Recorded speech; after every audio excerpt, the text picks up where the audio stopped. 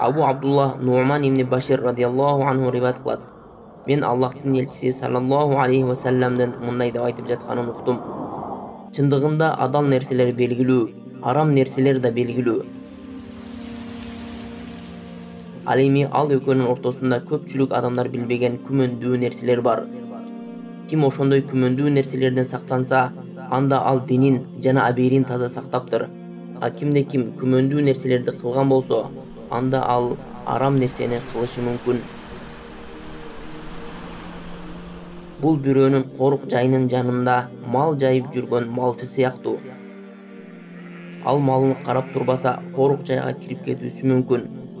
Ар бир падышанын кооруган нерселери болот. Аллахтын кооруган нерселери ал адамдарга арам кылган нерселери. Чындыгында денеде бир үзүм эт бар. Эгерде ал оңолсо, дененин баары оңолот. Эгерде ал бузулса, дененин баары бузулат.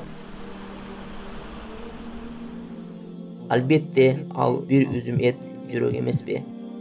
Сахих Бухари жана Сахих Муслим. Хадистен алына турган пайдалар. Биринчи пайда: шарият адал нерселерди аткарууга буйруду жана арам нерселерди кылуудан тыйды. Ошондой эле күмөндүү болгон нерселерден алыс болууга чакырды. Экинчи пайда: ислам дини адамдардын бардык иштерине көңүл бурган.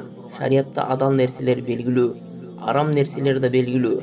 Ал эми күмөн нерселер аалымдар жана илимдүүлөр үчүн белгилүү. Үчүнчү пайда: эгерде адам бир нерсени арамбы же адалбы деп күмөн санап жаткан болсо, анда ал анын адал экенин анык билмейинче ал нерсени таштоосу керек. Төртүнчү пайда: ар бир нерсеге чек коюлган сыяктуу эле адамдарга да чек коюлган. Ал чек Аллахтын тыюу салган иштери. Мына ошол нерселерден адам алыс болуусу керек. Бешинчи пайда: арам иштерге түшүп калбаш үчүн ага алып баруучу себептерден алыс болуу. Анткени адам арамга алып баруучу себептерден сактана алса, арам иштин өзүнөн сактануу жеңил болот. Алтынчы пайдасы: жүрөк адамдын денесиндеги эң маанилүү мүчө. Анткени жүрөк денедеги бардык мүчөлөрдү башкарат. Ошондуктан дене амалдарына караганда жүрөк амалдарына көбүрөөк көңүл буруу керек.